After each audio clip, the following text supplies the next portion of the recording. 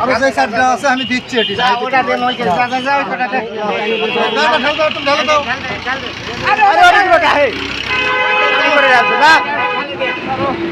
আলা বোকা সোদা ওটা মিলা ঢালে তো ভাই তো আসান কানো এ কোদুলা জমা আছে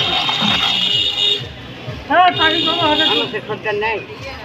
আসবে না না বলাই ভাই আজকে তুমি তো নাকি একটা দিতে পারো